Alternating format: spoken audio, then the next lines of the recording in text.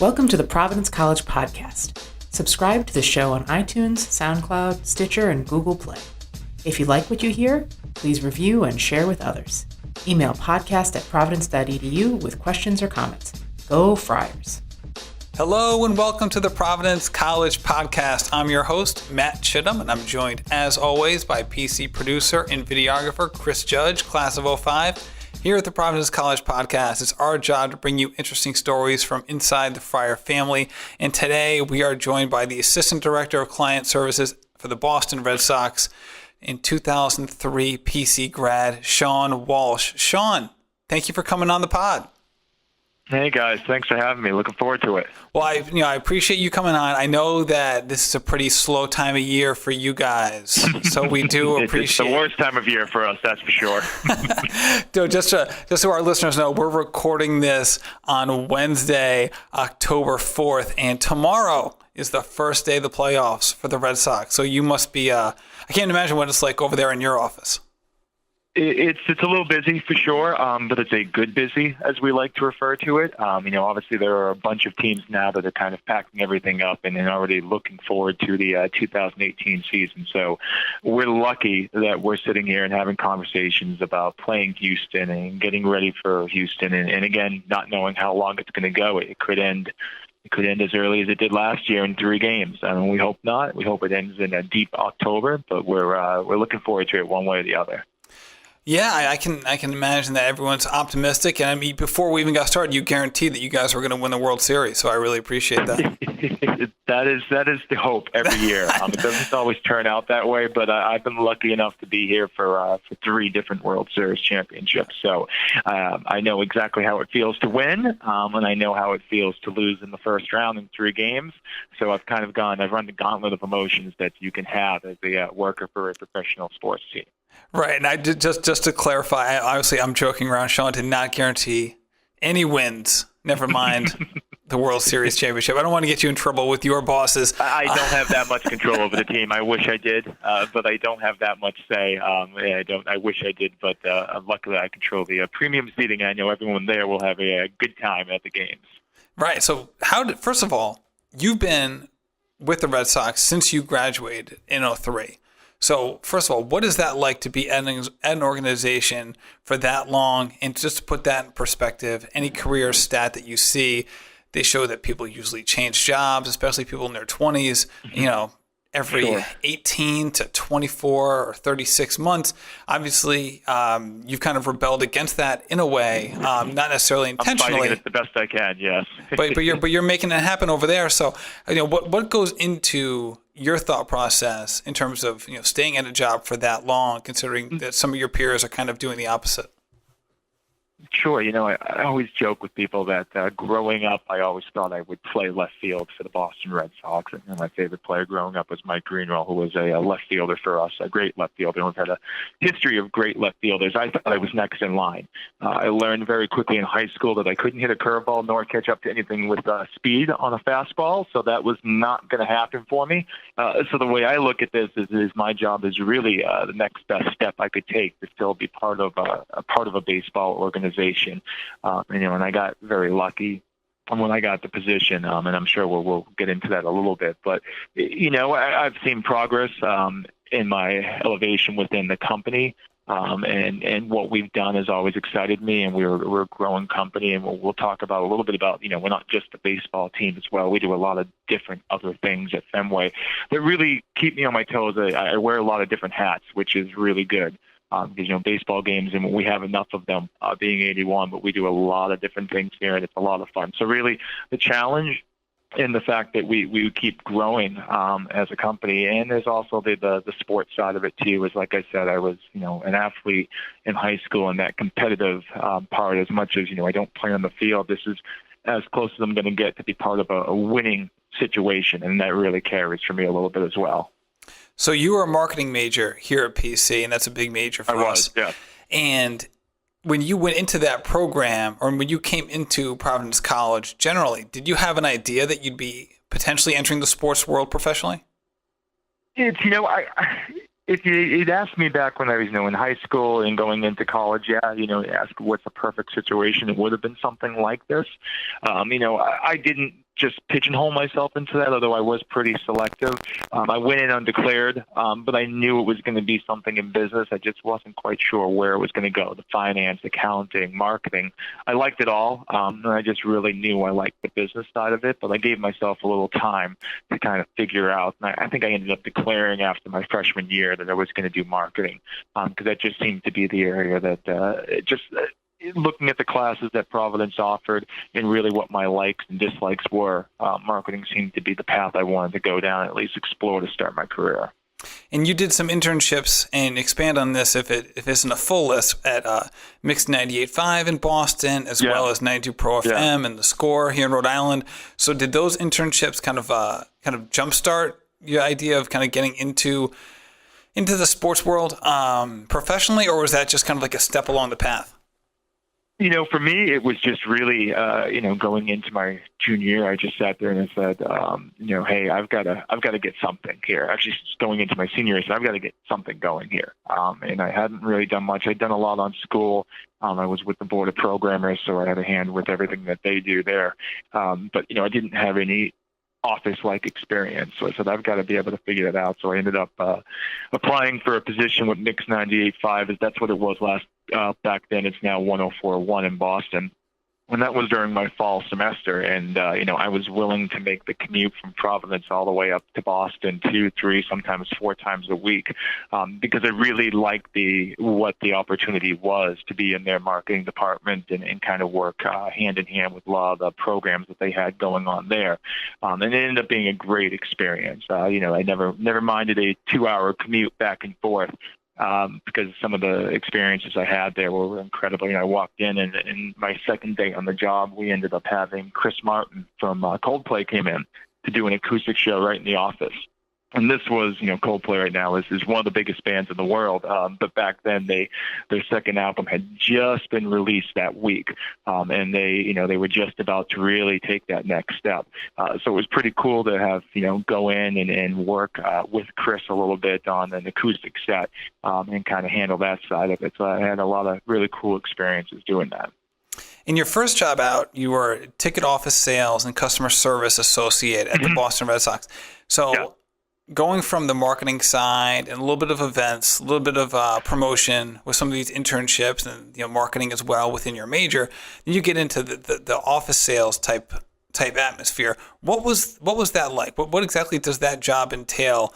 Because I know for a lot of people, their first job out, you're not, even if you get landed with your ideal organization, the ideal job isn't going to be there when you're 22 necessarily. Sure, yeah. And that's exactly what it was for me at that point. And then I got that job. So I graduated in May, and I didn't get the Red Sox position till November. So really at that point, it was, how do I get off my parents' couch and go get myself a job? I had been looking. I had some bites with a few things, a couple things that I got closed and didn't work out, a position that I turned down because I just didn't really feel comfortable in it. But, we're 6 months past my graduation, and I'm sitting there, and my parents are sitting there going, hey, you got to kind of get going. So the Red Sox opportunity presented itself as it was pitched to me. It was a position to come in and sell a mini season ticket plan that they were just introducing. And, it could be for a month, maybe 2 months. There was no guarantee beyond that. But like I said, I wasn't doing anything at the time, and it was the Boston Red Sox. And I said, worst case scenario that happens here is I get in, I try this out, and I at least get some experience here, and it might be my next stepping stone for where I go, even if it's not with the Red Sox. So I took the chance. I jumped into it, and 14 years later, they still haven't kicked me out of here yet. And what does it entail to do 2 months worth of a temporary job selling tickets? Like, what, from a day-to-day perspective or hour-to-hour perspective, what does that look like?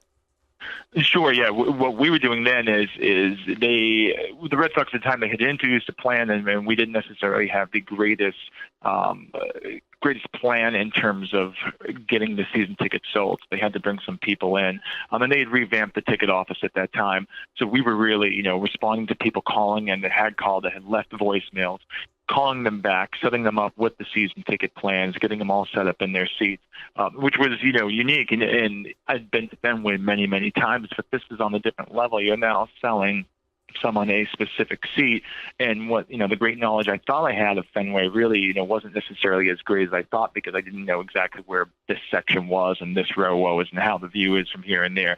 So there was a lot of learning for me, learning a park that I already thought I was familiar with, learning sales terminology, that's the way the Red Sox speak on things, and so there was a lot to do as well, trying to make sure that we're continually going and continually selling and trying to sell this plan out as quickly as we possibly can. Now, did you have any sales background before this position? I not really. No, I always tell people, I think marketing, there's always a sales side to it. And really, when you're doing interviews and you're working yourself through your career, you're always kind of selling yourself. So that's really the sales knowledge I had, was just trying to sell myself, selling some of the programs we did. I worked with a couple of the concerts that we had at Providence, so I did some minor sales stuff there. But not like some people that focus in on it right away.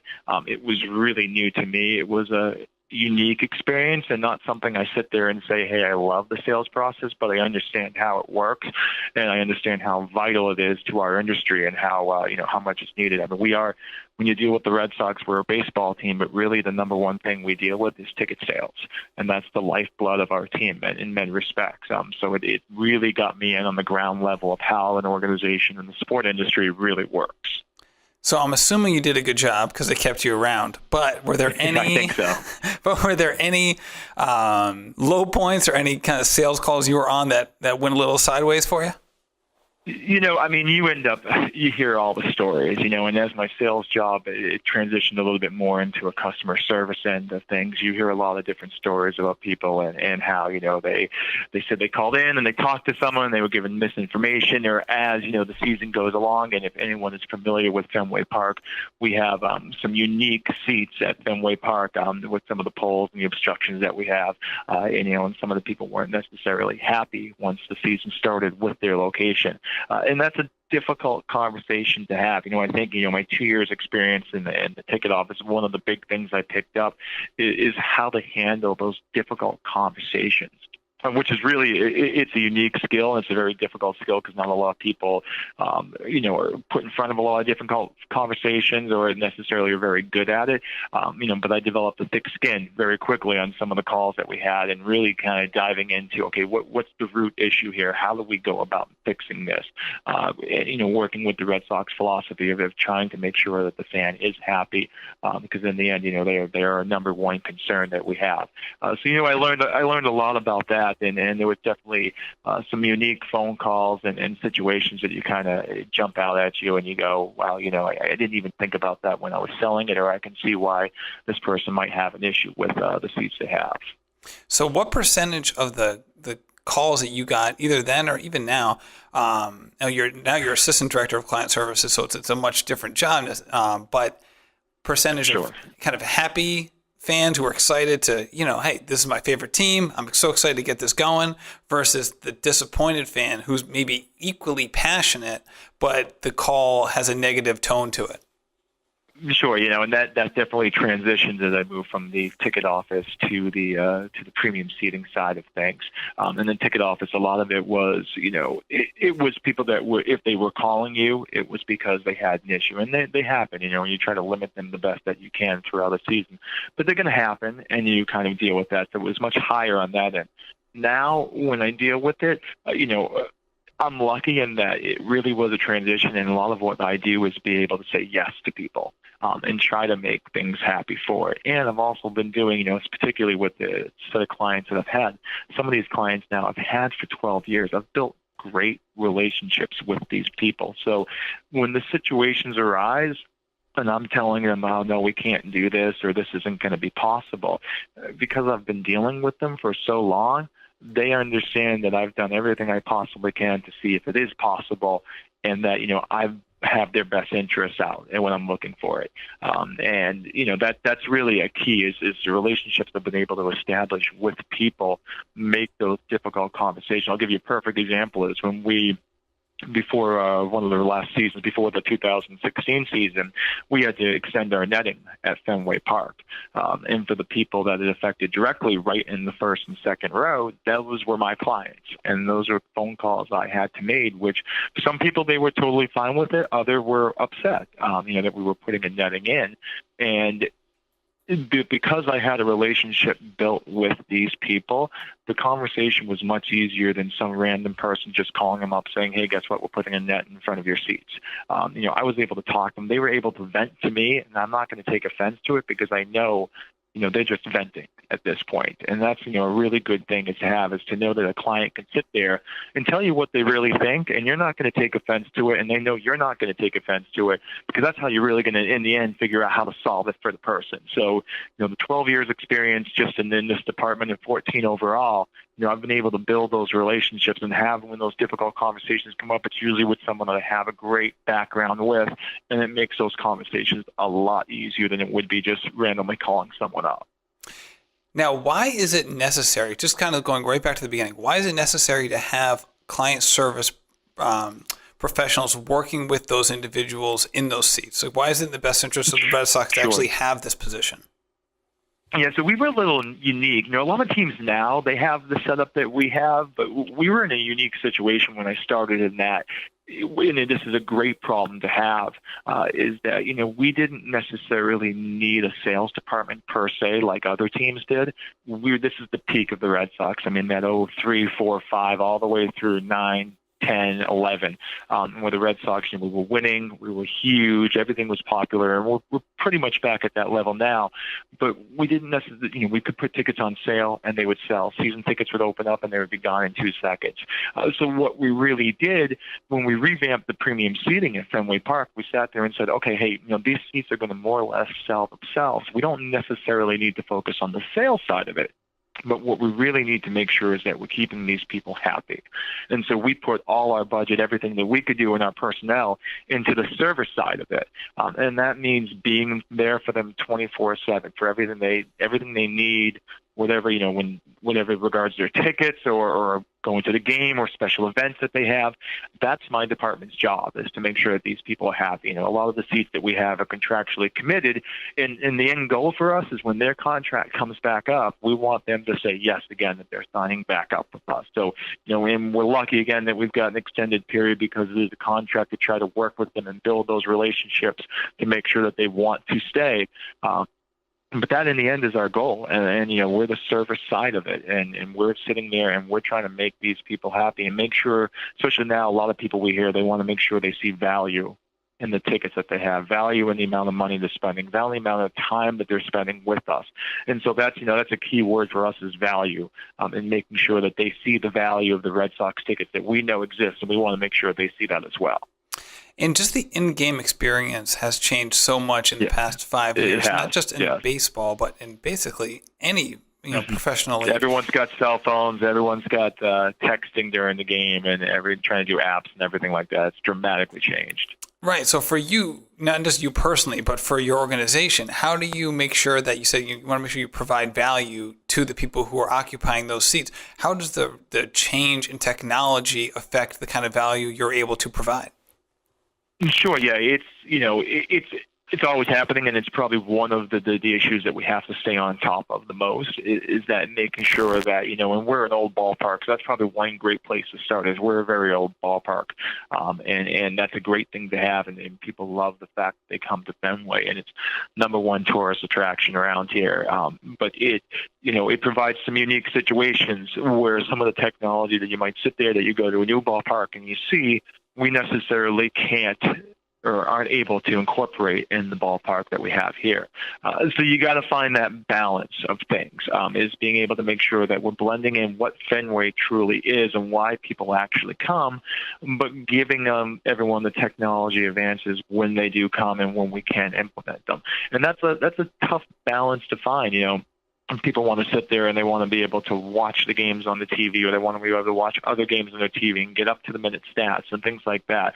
And, we do a lot of work with MLB BAM, who's the advanced media for all of Major League Baseball. And they do an incredible job of trying to advance that across all of baseball and working with the teams to make sure that everyone's, technology up to par.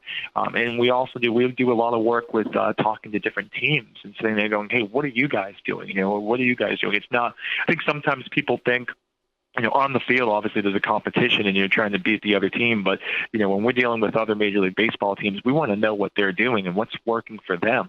Because in the end, as a baseball organization, as Major League Baseball, it works much better when everyone's at their peak. And it works. That's just how our collective bargaining agreement's set up and how everything works. And so, where I'm calling up the Oakland A's, and if I hear something that the San Francisco Giants are doing, I want to know right away, like, hey, I just heard about this. What are you guys doing with that? So that's another way that we're keeping up, is we're just talking amongst the teams, trying to figure out, hey, what's everyone doing, and why does this work versus that not working, and go from there.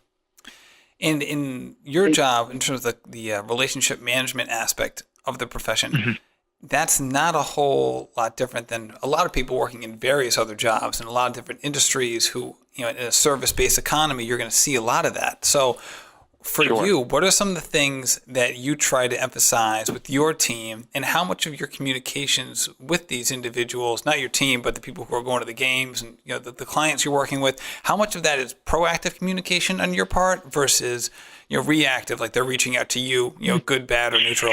Sure.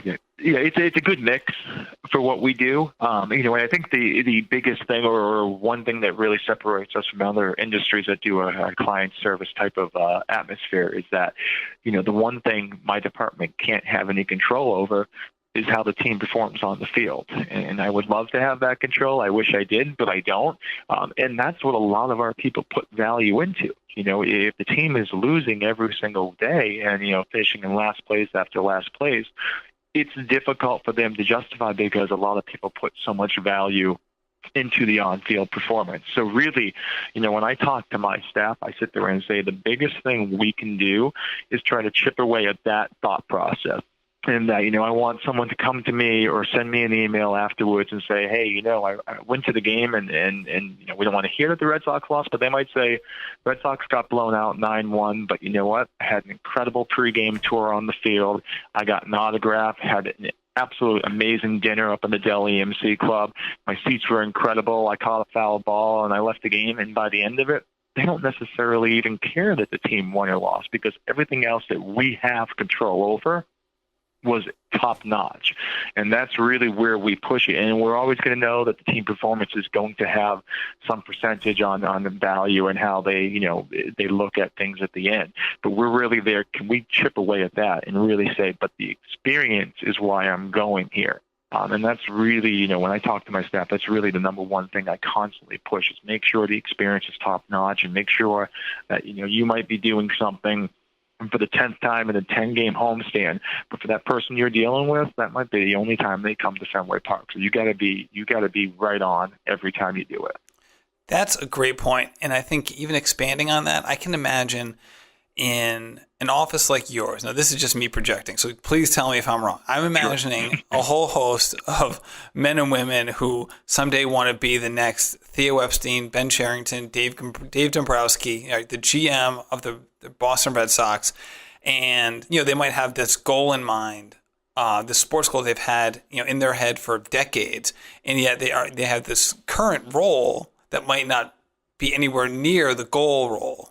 And being able to focus on the day-to-day kind of micro tasks that are involved in that at the same time. So do you find that? Like, what's the office culture like in that regard? Yeah, it's difficult in that regard, in that we work a lot, and there's no way around it. We have 81 baseball games, and the baseball games are during the summer when a lot of people are cutting back maybe a little bit and taking vacations.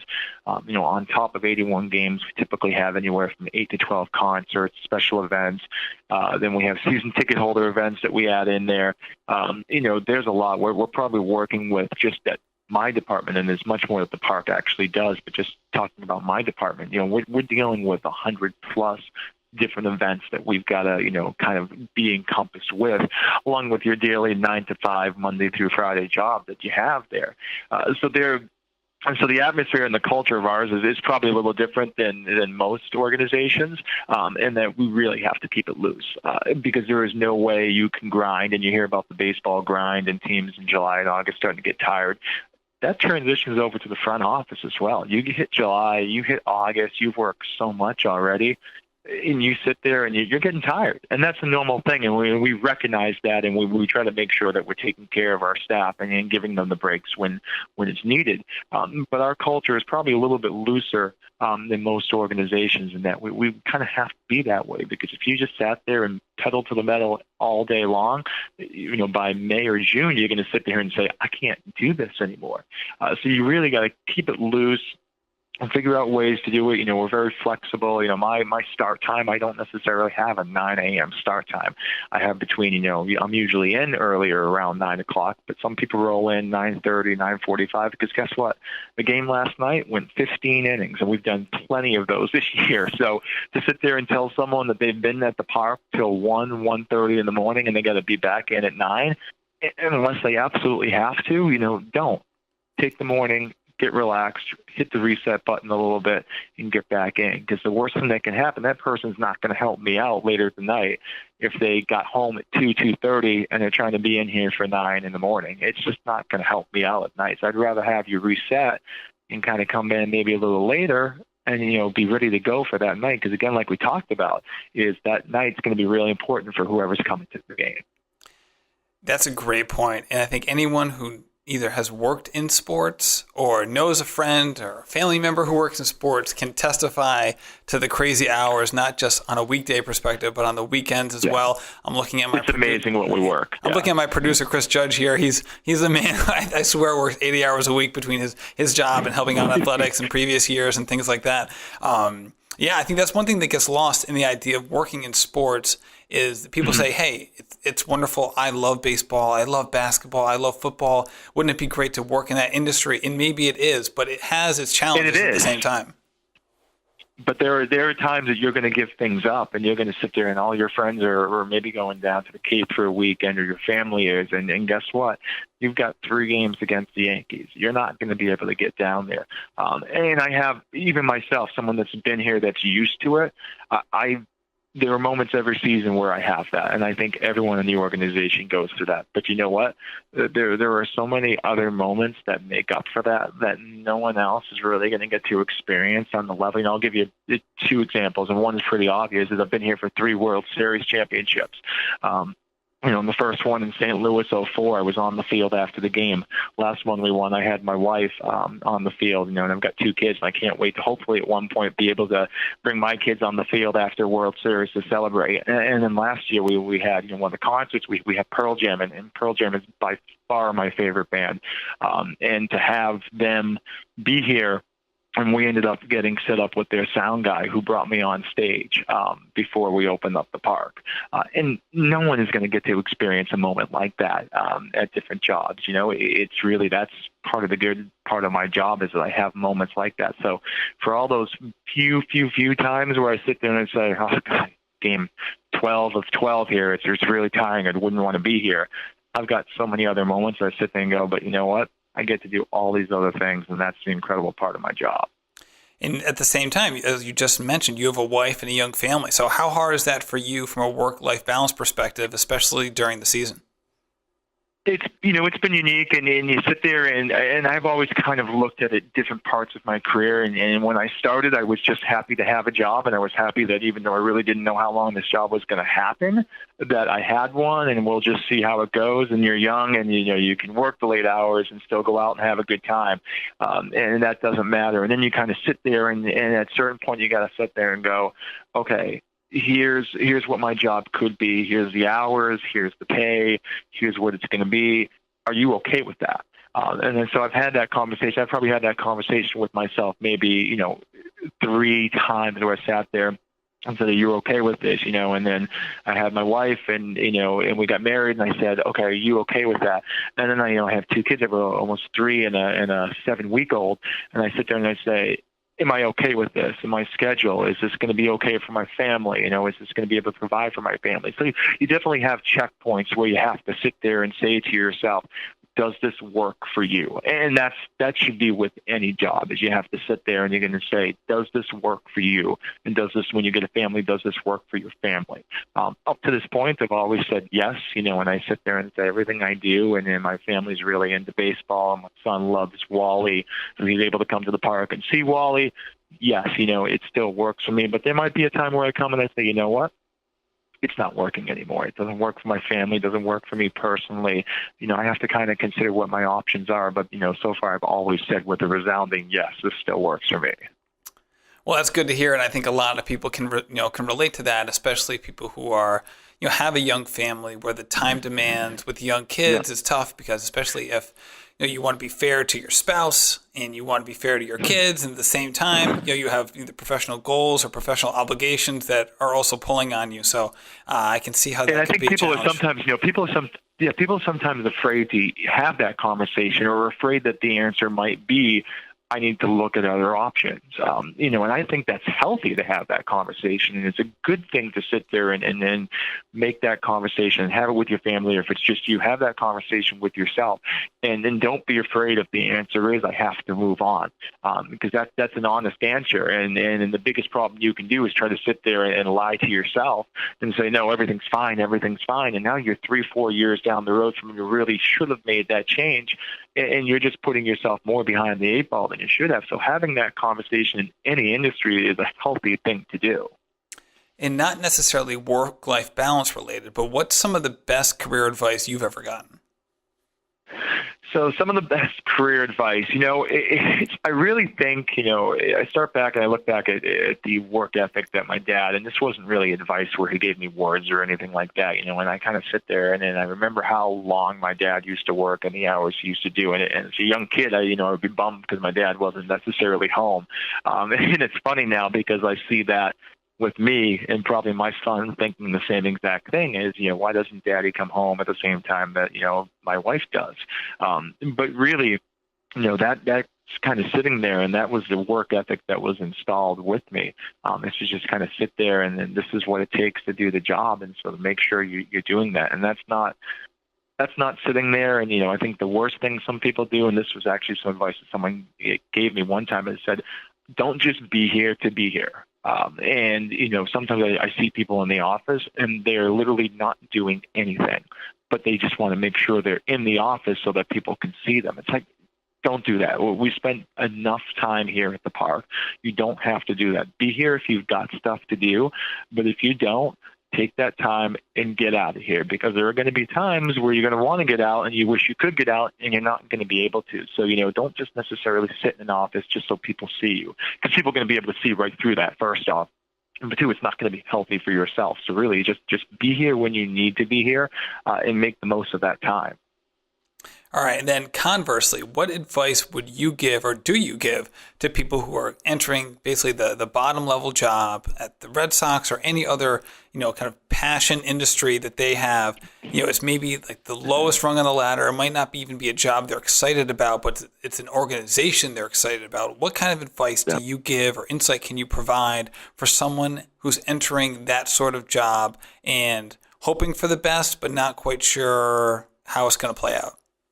Yeah, it's funny. I've actually did after I did the Instagram stuff for Providence last week. I've had a lot of LinkedIn requests and things pop up, and people from PC, which is fantastic, reaching out to me asking about my experiences and basically asking that same question.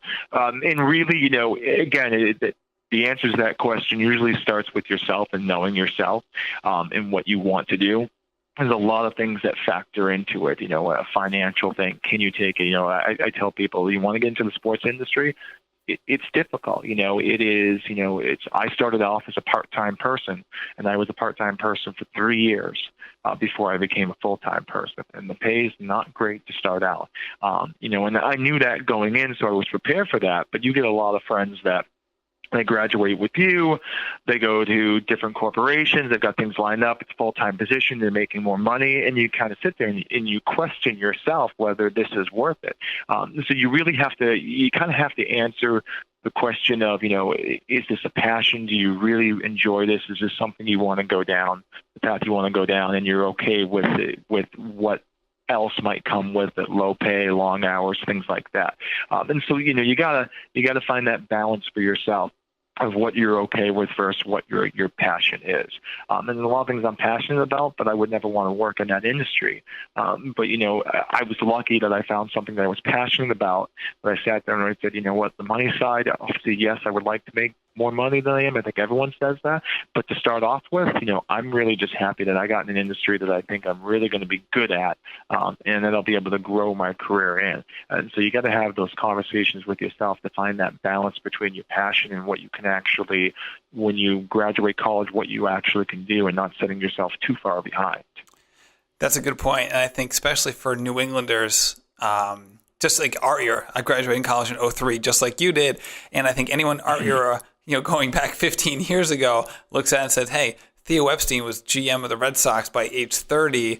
Here I am. I'm 28. What am I doing? Or I'm 32. I'm behind the eight ball. Not many people do it as well as Theo did. He's already running his Hall of Fame speech somewhere in Chicago, I think. Right. And it can be hard, especially like you mentioned before. Yeah. You did the Instagram takeover for PC, and a lot of people like that. But it can be hard not to compare yourself to those people who are, just kind of really accelerating the career curve that most people would go through. And it's difficult not to compare yourself. I think everyone does that. That's the competitive nature that a lot of people have in there. But you really got to do the best that you can. Try to eliminate that and sit back and go, yeah, that's great for that person. But that's not necessarily who I am or what my skill set would do. So I got to figure out what my skill set can do, figure out how I get myself in with the skill set I have, and go from there and create your own. Be your own Theo Epstein. It doesn't have to be Theo Epstein of the Boston Red Sox, Chicago Cubs. Be the Theo Epstein of a different industry, of the finance industry or the healthcare industry. Try to be that. You want to sit there and Theo's a great person to look at and say, hey, here's a kid that pushed himself, that did everything he could, knew what he wanted to do, and it really guided his career to do that. And he was able to succeed at a very young age. But, not everyone's going to do it that quickly. Not everyone's going to catch the breaks that he did. And some of his breaks were, just happened to be timing, and other things happened to be because of all the work he put into it. But really, just figure out what can make you become that type of person, and just go for it if you can. That's great. Well, Sean, I know you're a busy guy. Playoffs start tomorrow. You're playing Red Sox down play Houston. 2 in Houston. There you go. So good luck with everything. Thank you so much for doing this. Thank you, guys. And go Sox. Thank you very much, guys. It was a pleasure.